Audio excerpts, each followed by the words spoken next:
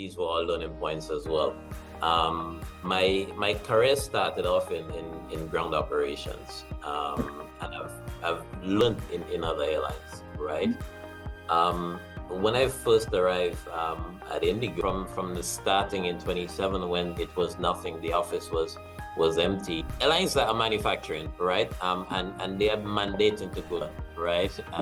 But the knowledge gained from Director Institute, I mean.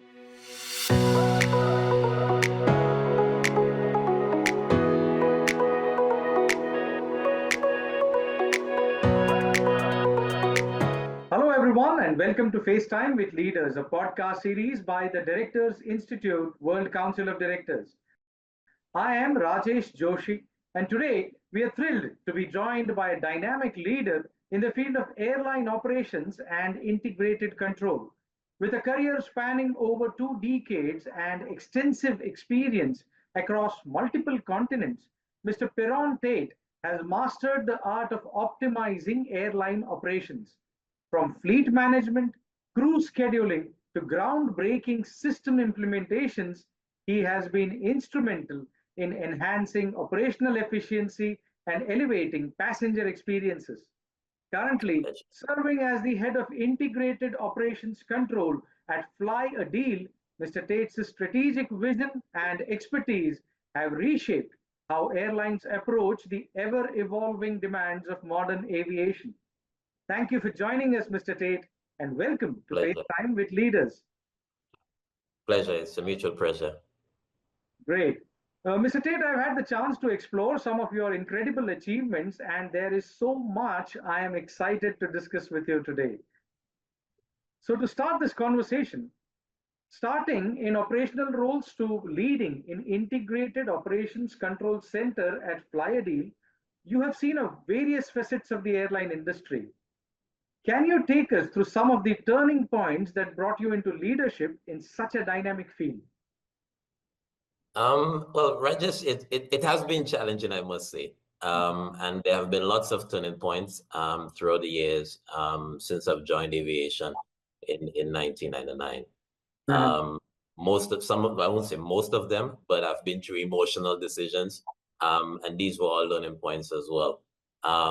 My career started off in ground operations, and I've looked at it from the perspective that, you know what, do not be comfortable in your current position. Always aim higher and higher and higher. And this has always been my determination, my persistence, right?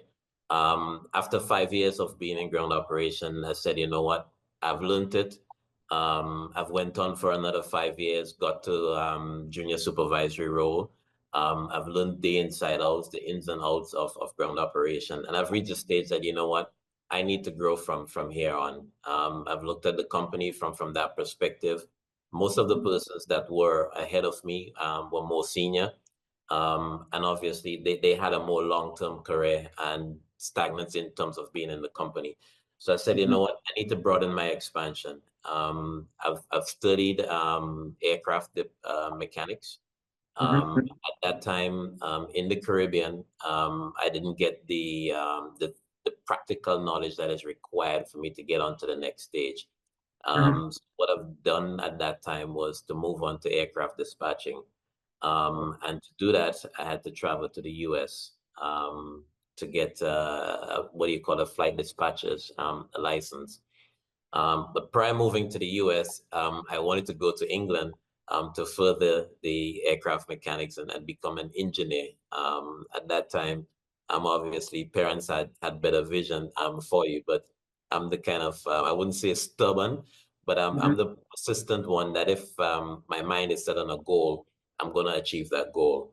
So I took a different path again, and I went to the US to share field aeronautics. But obviously, in choosing schools, you would do your research on those schools, right? So I did research. I got some recommendations from some of my very close pilot friend at the time. One whose name was Curtis Fontenelle, and another one was Roderick Spicer. Curtis is from St. Lucia, Roderick Spicer is from Trinidad, and they were flying through Grenada. So we had the 5-10 minute conversation during turns. And one of the school that was prominent was Sheffield School of Aeronautics, right? Uh-huh. And that school, it taught me a lot in there. It taught me to be even more determined, right? There were times where, you know, you're away from family, your ins and outs, you're down, and it's just you alone, because I'm in a school, I'm in a class with multicultural persons. I'm the only one from the Caribbean. Uh-huh. So I had to show something, you know, and I've been through that, successful with the course, came back to Grenada. At that time when I got back to Grenada, I had a decision to make. My girlfriend at the time was pregnant, almost to give birth, and I had to make a decision. I had an opportunity to migrate to one of the Caribbean islands, and I had to make a drastic decision. And that decision was either to miss the birth of my child, Uh-huh. or to pursue a career that's going to be the outcome of her benefiting from it. And Okay. it was a decision I had to make in 2 days' time. And I had to be in that company within less short of 1 week, right? My God. Okay. And it was a tough decision. You know, many folks would say, you know, never dam the bridge that you cross, you know. But I have a different analogy of it, you know. If you're gonna dam the bridge, sorry, that you cross, um, make certain that you have a boat to journey back, right? All right. And I ensured that I had that boat, right? And that was one of the point that I said to myself, you know what? If I'm gonna dam this bridge, then I've got to make sure that I'm going full on 100%, Wow. right? And I've been on it 150%. In joining REDjet, which was in Barbados, I met an Irish dude, and we became very close. Mhm. His name is Patrick Fennan, and up to this day, I consider him as a mentor, brother, Mhm. as well. And we still maintain contacts. No matter where I'm at in this world, we still maintain our contact. And he looked at me. I was reporting to him. We were a member of two. He looked at me. He said, "You know what? The Caribbean is too slow for you, Okay. right?" Okay. At that time, the most a fast-paced environment was the Middle East, and he said, "You know what? You need to go to the Middle East Okay. and broaden and expand your career." And when he said that, I remember it was probably about 10 years before that when I was in ground operation, and I'm telling the staff, you know what? I'm gonna be working in the UAE, which was Dubai at that time. Everyone knows about Dubai, right? Right. Right. When he said that to me, immediately I went online and started doing job searches, right? Mhm. I landed a job in Saudi Arabia, which we'd probably get to in the later part of this discussion. Yes. And I had to make a decision again. It was soon after 9/11. I'm going to a country where I have no family members, right? Where I don't know anyone. There is the media, there is the thought of what's happening, and I'm Mhm. going into a place where I totally don't know. It's the first time I'm traveling that long, right? My longest flight was just short of 5 hours in my entire life. And I said, never ever in my life I would fly for 8 hours or 10 hours. And the flight that I had to take was 12 hours. And I was like, how am I going to survive this 12 hours? And arrived in Saudi Arabia. It was fun. I've never regretted it. It was probably one of the places that I felt, and still up to this day, more secure in my entire life, even more secure than being back home in Grenada. And the journey from Saudi Arabia just went on and on from there. Ended up in Malaysia, where I had the opportunity to work with Patrick again, because he moved over to Malaysia, and he recommended me for an opportunity. And in all of the scenarios and in all of the opportunities that I've had, it Mhm. led me to meeting more mentors and more mentors. One of them was Jason Herter, who employed me in Malaysia. Okay. And within 6 months arriving into Malaysia, he said, you know what, I want you to be a manager someday in operations. And I said, you know, I was like, whoa, I'm only 6 months. I'm like, hold it. Give me time to learn the culture, learn everything. And he said, no, we don't have time for that, right? And it just went on and on from there, you know. Then while at AirAsia, I had the opportunity to go back to Saudi Arabia after experience in Saudi Arabia, and it's like it was another startup again. The first startup didn't go as planned. This startup again, I'm like, whoa, I'm very cautious now because I did a startup, it didn't work out. Should I do another startup, right? REDjet was a startup. It didn't, it collapsed after I've left it. And I was like, this is a third opportunity for another startup again. Should I really go? Should I really bridge that hurdle? Do I want to experience what I've experienced previously? And so I started to ask some questions. And the questions led towards, you know what, this is something that's gonna happen. And the people that were behind it, and this is Flyadeal here now, it's the government, and they're not gonna let it fail because it's the future of Saudi Arabia, right? And I said, you know what? Okay, I'm gonna go for it, right? Just like that. I mean, you know, and I kept the goal in mind that, you know what, family, I need to make sure family is okay. Kid, my daughter is fine. I need to also at the same time make sure that I have a stunned career path, right? And that I'm growing as well to be recognized. And the third thing was my home country, my Caribbean. I want to make that proud, right? Grenada is just a little small dot on the world, right? Population just around 120, 130,000, right? So you can imagine, probably in India, it's probably a minute percentage of a state, right? So these were some of the challenges. Did I regret it? No. I mean, they were all done in stone. These opportunities have given me a broader perspective of aviation, how it all comes together. And with these experiences, I always refer to them, right? The processes may change, but the outcome is always the same, right? We want to make an aviation, we want to make it safe, we want to make people comfortable in getting from point A to point B. So it's just a matter of how you do it, and as you grow, you need to change the method as you grow. So these were some of the hurdles that I've been through. I've been to different cultures. I've faced challenges with the culture, but networking and meeting people have made it easier for me. Wow, wow, absolutely fascinating, stunning and impressive, I must say.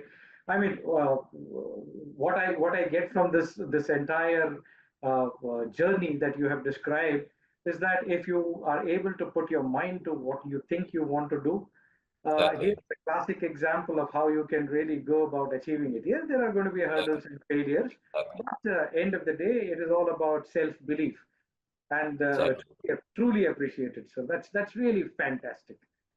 Pleasure. Mr. Tate, your role as Associate Director at IndiGo placed you at the center of one of the most dynamic airline operations in the world, where the pace and expectations are incredibly high.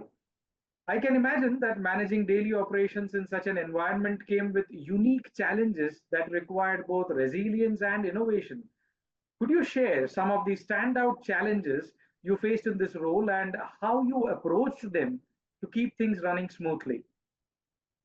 Well, IndiGo was amazing company, right? I've learned a lot IndiGo that I've probably never learned in other airlines, right?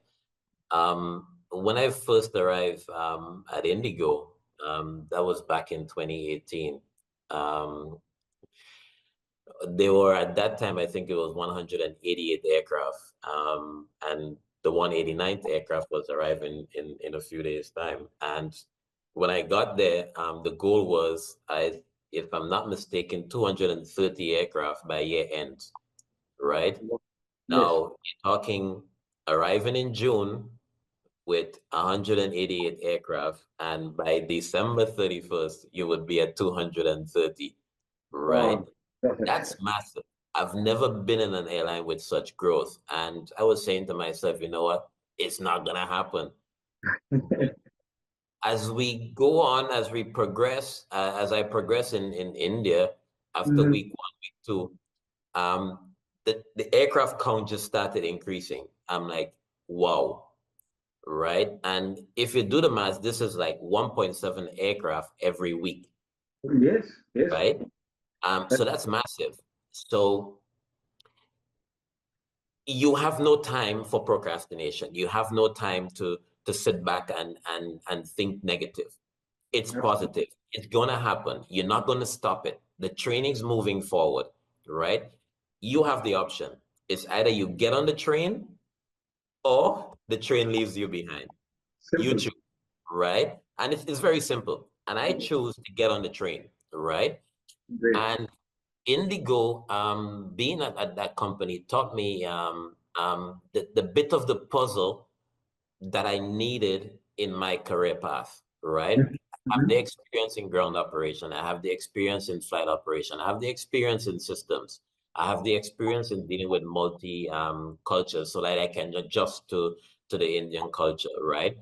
But the bit that I was missing was the strategic planning. Okay. And IndiGo taught me that, right? Now, IndiGo had a very outlined way of planning, right? 5 years ahead, this is where we're going to be, right? Okay. And we're at year 0, right? And every year, there is certain milestones that had to be achieved. And that's what IndiGo had taught me. Getting your milestone, planning, right? One of the things that I also learned there in IndiGo is an old Japanese principle called outcome mapping, right? And basically, you know what your outcome is going to be, right? Now, you need to map that direction that you're going to get to the outcome, right? And lobbying every entity, right? That is involved in that goal, right? And sometimes, about my previous experience, you know what, you're in operations, you focus on operations. But in IndiGo, I had no time to focus on operations only. We had to focus on everyone that was involved, right? Because at the end of it all, it affects everyone, right? And everyone was collectively working together to know what, hey, guys, we are launching this route with this aircraft. We are launching this with this aircraft. We are going international, right? IndiGo was predominantly domestic, right? So there are certain things that had to be put in place, right? And with that growth, you had no chance for manual processes. You have to implement automation, right? And so IndiGo taught me that as well, right? You know what? If a process is repetitive, automate it, right? And that's what IndiGo taught me, right? IndiGo also taught me data-driven decision, right? I had to lead an analytic team and the system team, and analytics was totally new to me, but IndiGo taught me that, right? So when I put all of the facets, all of the experience together, IndiGo played an extremely role in molding me to the person that I am today in Flyadeal. And learning all of that at IndiGo, I can always say that, you know what, IndiGo, they will reach very far as an airline. It's a fascinating company to work for. And they did not only focus on the business, they also focus on, you know, the green initiatives. They focused on the outreach in the community, right? And that's where some airlines fail, or that's where some airlines miss the mark as well, you know? So reaching the people is crucial. Great. I'm 100% sure that one of your experiences, which is IndiGo, which was tremendously enriching, so to say, and which I believe you are a person who has that uncanny ability to actually learn from all the experiences that you get into, and that's really incredible. Exactly, most definitely. And continuing on those same lines, your roles as a flight operations officer at REDjet and Emir Airlines gave you a direct hands-on understanding of the complexities in flight planning and crew scheduling, skills that are often pivotal for leaders in this industry. Looking back, how did those operational experiences equip you with the insights or resilience needed to take on the senior strategic roles you have held since then? All right, so I have 12 years, I had at that time about 12, 13 years experience in ground operations, right? And that's one of the key milestones or one of the key things that got me, together with the dispatcher's license, that opportunity with REDjet, right? Now, gaining the operations experience, the rostering, the flight planning, and the insight. Now, it was different working with a ground handling company to now working with an airline, right? Okay. Now, working with the airline, you see the airline's view of it, right? So you have to make decisions from the airline perspective, right? So it was easy for me to make certain decisions because I understand how the ground operation team work, right? After being a part of it for 12 odd years. Now, the difference between REDjet and Emir Airlines is that at that time we were a startup company. And both were startup, but both were different, right? And the roles were a little bit different. In Emir Airlines, I was brought on as the same title, right? But the role involved also ground operations, which I did not execute from a title perspective with REDjet. So Emir Airlines was a combination of REDjet and previous ground operations experience, right? So I had to document policies, document some procedures for ground operations from a flight operation perspective, which I did not do in REDjet, you know. So the experience was totally different. The challenging part was Emir Airlines was in Saudi Arabia, and it was my first time, which I've mentioned previously, right? So those were the challenging aspect of it. But do I regret it? No.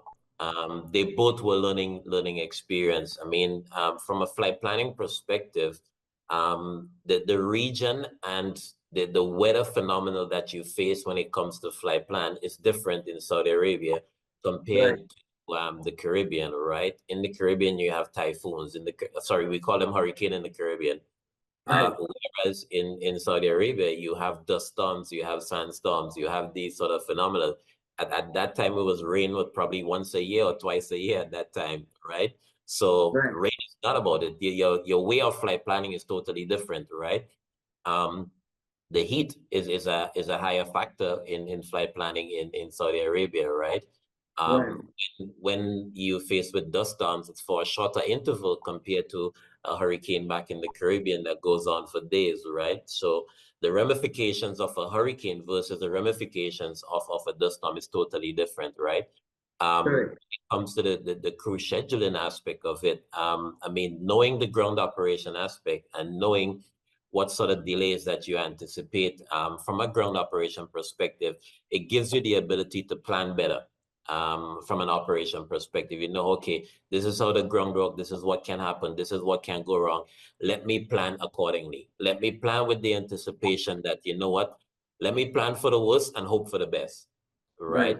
When you plan for the worst, and that's one of the fundamental principles in dispatch that they taught us, is that you plan for the worst, the best is always going to happen, right? But you covered the aspect that something can go wrong at any given time, right? And this is what planning gave us, and this is what crew scheduling gave us. You know, we are able to plan better. That if a flight is delayed, it wouldn't resort to having to change crew, and that can be disruptive for a passenger. So that gives me that opportunity to, you know what, think about the passenger, focus on the passenger. Whereas in some airlines, most of the persons that are in operations do not have that passenger experience background, right? And that's where I came in at Emir Airlines to give that sort of in-depth understanding of ground operations. Wow. I mean, I'm looking at a person, talking to a person who is like a sponge. He's been absorbing so much of knowledge, information, and learning through experience. That's really mind-boggling. I mean, I can't, you know, really now I'm falling short of all those superlatives that I would want to use. You're like a guidebook to airline operations. Well, I tell you, Rajesh, I think the challenges that I've faced in aviation, my prior experience prior to aviation, or actually even at times during aviation, your side hustle, as it would term that, was IT technician, and with an IT technician, you're troubleshooting computer issues for the whole day, right? So bringing that troubleshooting aspect into aviation, you're acquainted with troubleshooting, you're acquainted with fixing problems, and in operations, you fix problems. You plan to prevent problems, and at the same time, you fixing problems, because as you prevent them, then there's something that is always happening, right? And in operations, abnormal is normal in operations, right? So it's just different, So completely understood. I mean, now as you've been talking about your experiences, your story really highlights the importance of understanding every level of operations, and that's not just to ensure operational efficiency, but I believe it's also to ensure to lead effectively, if I may say Exactly. so. Because at the end of the day, it's the entire team which is looking up to you, and you got to deliver it not just for the airline but for the customer too, which you very nicely highlighted, sir, and I really appreciate that. Exactly. Moving on, leading the integrated operations control at Flyadeal, a rapidly growing airline, as you mentioned some time back, in Saudi Arabia, must have required extraordinary focus and resilience. Could you walk us through how you optimized these operations and what strategies or insights helped you handle the unique challenges of overseeing one of the fastest growing airlines? Um, Flyadeal was and still is. It's a part of me. Mhm, And I mean, from setting it from the starting in 27, when it was nothing, the office was empty, to establishing the OCC within 3 months. And I'm talking getting systems in place. I'm talking getting the manual processes. I'm talking about getting the team in place. In 3 months to establishing an operation and starting go live in a short space of time was challenging.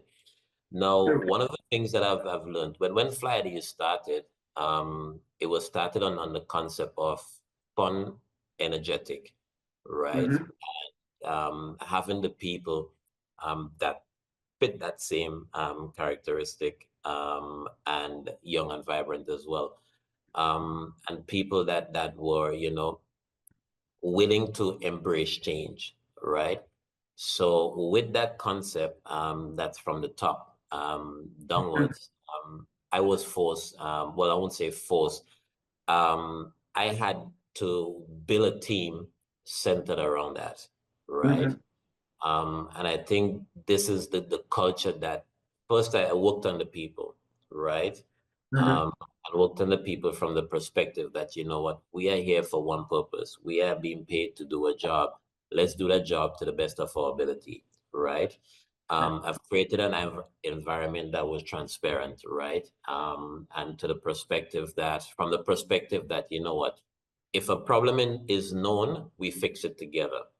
Mhm, If the problem is not known, it can be turned into a cancer. And when mhm, it turns into a cancer, it's too late, right? So I've centered the team always on that, on facing your challenges. If we have something, let us talk it, let us trash it out, right? So that's number one, getting the right team together. Number two is that we've accepted some manual processes, but as the airline grew, those manual processes became too cumbersome. So we automated it, right? So mhm. if, as I've said earlier, if the process is repetitive, automate it, Automate, right? right? Yeah. So we've been through that with Flyadeal as well. It's challenging, and it still is challenging. But when we look at the operation in itself, you have to get a system that fits your operation, right? And so we employed systems to go with the type of operations that we needed, right? Systems that were easy to interface with each other, systems that were user friendly, right? Because we are bringing a team that's, i.e., either new to aviation, and we Mhm, need to have something simple for them to use, right? mhm, Many folks may not know that, but the equal sign in Flyadeal, and the reason why all of the letters in the word Flyadeal is lowercase, mhm. sends that same message: simplicity, keep it simple and equal, right? Yeah. And so we had to do that as leaders. We had to be lean. And in order for you to be lean and efficient as an airline operations, you have to have the right system, having the right people, right? It's challenging because everyone is not the same. Everyone works different. So I remember, I think it was Richard Branson, sorry, Virgin owner. He said, "A satisfied people satisfy customers," right? Absolutely. One of my mentors, Jason Herter, whom I've worked with for years, he told me one time, he said, P, he often refer me as P. He said, P, you take care of me, I take care of you, right? And so I've kept those slogans. Tony Fernandez, he does not accept no as an answer, right? There is one of the things that he implored was there is positivity in every creativity, right? So we have to think positive, right? And so I took all of these slogans, all of these little mentors, the little references, and I've brought it into Flyadeal operations team to now having a team where, you know what, hey, we willingly open and we say, hey, we have this problem. Okay, let's get in a room, let's fix it together, right? And you would be amazed some of the different ideas that come about, right? I'm probably the most senior in the team, and I see myself as a young person, right? But the team, amazing team, and we couldn't do it without a team, right? And without us coming together, and that's what you have to build in an airline operations, and collaboration. You know, we collaborate with maintenance, and we could not achieve what we're achieving today without having collaborations with ground operations, with every entity. And as I've employed with the team, yes, we are operations, but we are also providing a service both internally and externally. And as we understand that we are providing a service, then we need to satisfy our customers. And going back to the same Richard Branson statement, satisfy people, satisfy customers, right? And so that's how we did. There was training, there was education to bring with that. And we employed the right people with the right attitude, not the people with the attitude that, you know what, I know it all. No, we don't know it all. We all learn as we go. Even the big CEOs of companies learn as we go along, right? And one of the things that I always, with my prior experiences, in ground operations, I educate them with that, so they get an understanding as well. The operations team, we don't get them sitting in the office. No, you go out and do observation, understand how the airport works, understand how the ground works, understand how the crew works, right? So that we can better plan, we can better prevent circumstances or situations that may impact the passenger, right? We're getting them to be more proactive. We're getting them to be more data-driven, right? Let's look at the trend. Let's look at what happened that same season. I mean, the culture in Saudi Arabia is totally different to airlines that I've worked in, right? And I think that the data-driven aspect of it that I've learned at IndiGo have given me the opportunity to implement those strategies, those synergies in Flyadeal, right? And the team now is growing to be, you know what, hey, let's look at the history. Don't just make a decision or don't just say something emotional. No, let's put the emotions aside. Let's look at the data. Let's bring out our gut feelings, bring out our instinct, what we think, and let's support it with data, right? Let's prove it with data.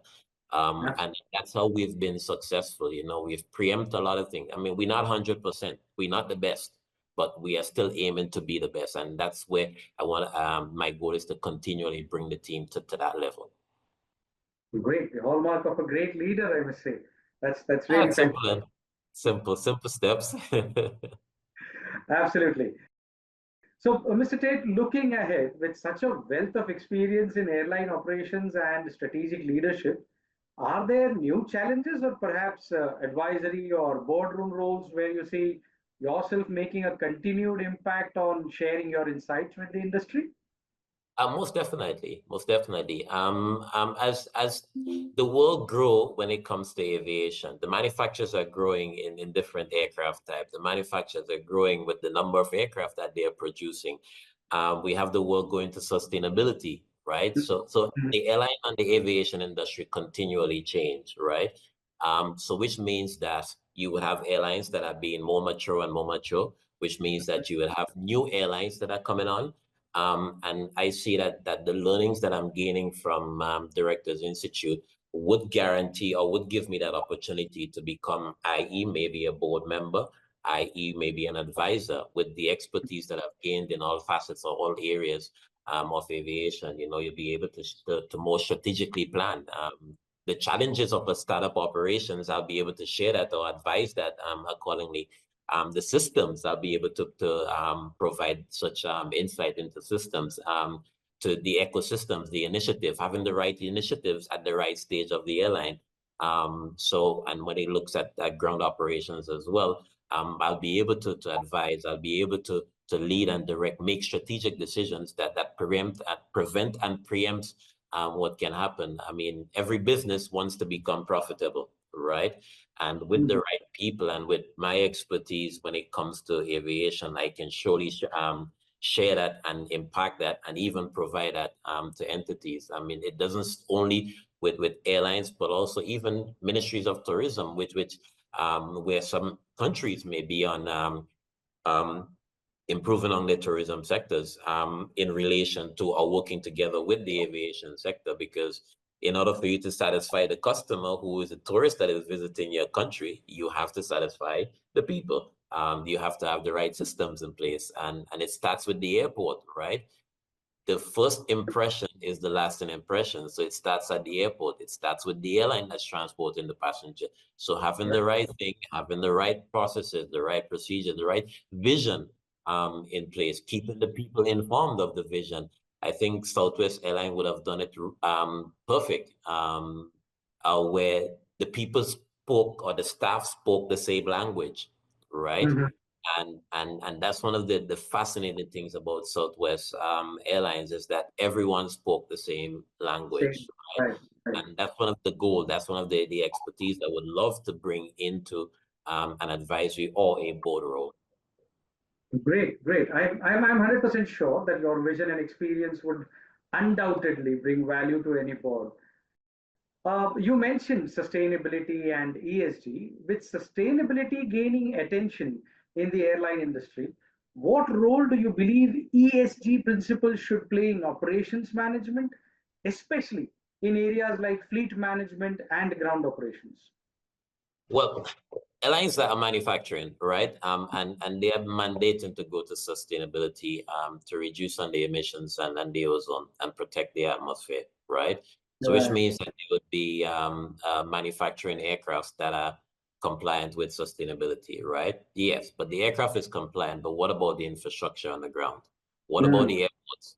What about the ground handlers? What about the equipment that they use on the ramp or the tarmac area?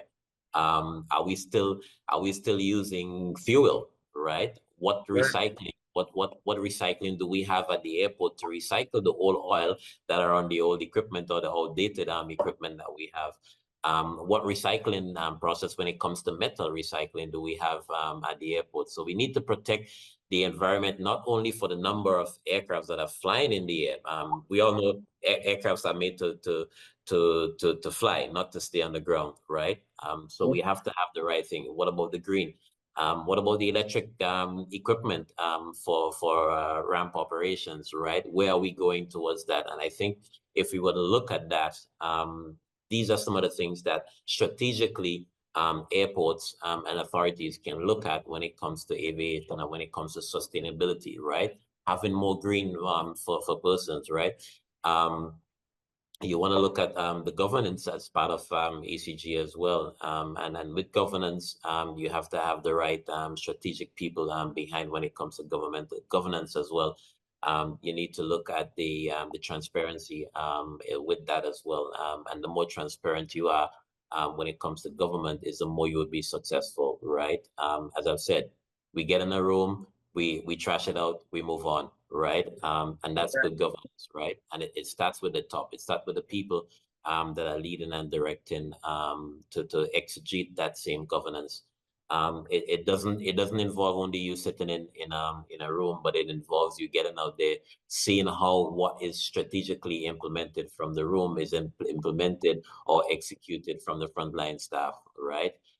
If it's not working at the frontline staff, then it needs adjusting, it needs tweaking, and it's a revolving cycle. So sustainability, and we have to have the right initiatives, right, for any company, and to be sustainable. Absolutely, absolutely. Your approach to incorporating ESG principles really highlights their long-term value in the industry, and I am 100% sure that as sensitive as you are to this entire conversation and this idea about being socially relevant, environmentally responsible, we are coming to the last question, and the last question obviously is, how has your experience with Directors Institute influenced your approach to leadership and operations? And are there particular insights or skills you've gained that you find especially impactful in your work? Most definitely. I mean, as you said, I can talk aviation forever, right? But the knowledge gained from Director Institute, I mean, it changed me a lot, right? I mean, I've never understood or know some of the things that happen behind the curtains. And when I talk behind the curtains, I'm talking from the boardroom, right?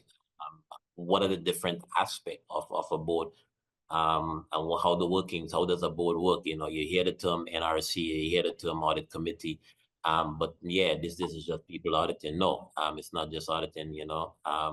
The legal ramifications of the simple things that the frontline staff may take for granted, it has legal implications on a boardroom, right? So the awareness that I've gained from Directors Institute have taught me, what, do not take the little things for granted. It can cost you.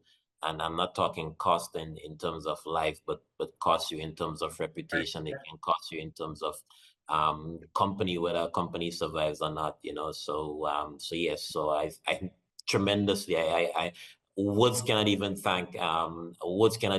express the way that I'm thankful and grateful for what Directors Institute has employed on me and what they have taught me in their lessons. So I look forward to bringing those to life, to applying those principles, applying those thoughts. I mean, and the leaders in and the experiences, right? So it's not just person just telling you the book theory. These are people that have been in the working environment as board of directors, so you get that hands-on experience from them as well. So these are real life scenarios, real life situations that would have happened, so yes, I thank Directors Institute from the bottom of my heart. Lovely, lovely. It's great to see how the Institute's resources have directly supported your approach to leadership.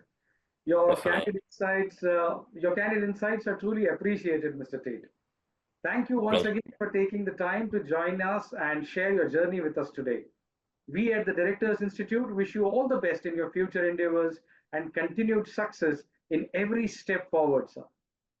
Pleasure, and it's a pleasure to be here and to share my insight, my challenges, and thank you again, Directors Institute and the entire team, and to you, Mr. Rajesh, for having me here.